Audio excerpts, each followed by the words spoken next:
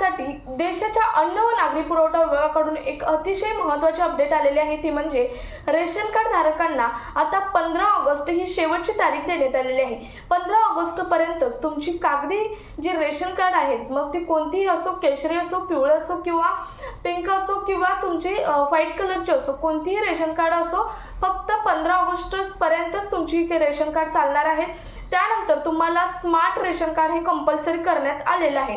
आता या अगोदर पण भरपूर वेळा ही अपडेट देण्यात आलेली होती की स्मार्ट रेशन कार्ड हे कंपल्सरी आहे, कारण पूर्णपणे पारदर्शकता आणण्यासाठी, म्हणजे रेशन साठी पूर्णपणे पारदर्शकता आणण्यासाठी ही स्मार्ट रेशन कार्ड पद्धत आणल्याचे केंद्रीय अन्न व नागरी पुरवठा विभागाकडून सांगण्यात आलेलं आहे।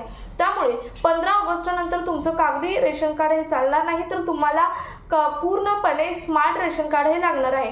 महत्त्वाचं म्हणजे हे स्मार्ट रेशन कार्ड तुम्हाला पूर्णपणे मोफत काढून दिलं जाणार आहे। तुम्ही कुठेही जा, तुमच्या गावातील अन्न जे रेशन दुकान आहे, या रेशन दुकानात तुम्हाला पूर्णपणे मोफत पद्धतीने हे रेशन कार्ड हे काढून दिलं जाणार आहे। तर अतिशय महत्त्वाची ही अपडेट आहे।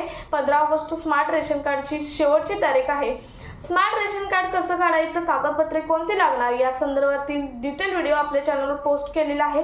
खाली दिलेल्या छोट्याशा ट्रायंगलवरती क्लिक करून तुम्ही तो व्हिडिओ पाहू शकता।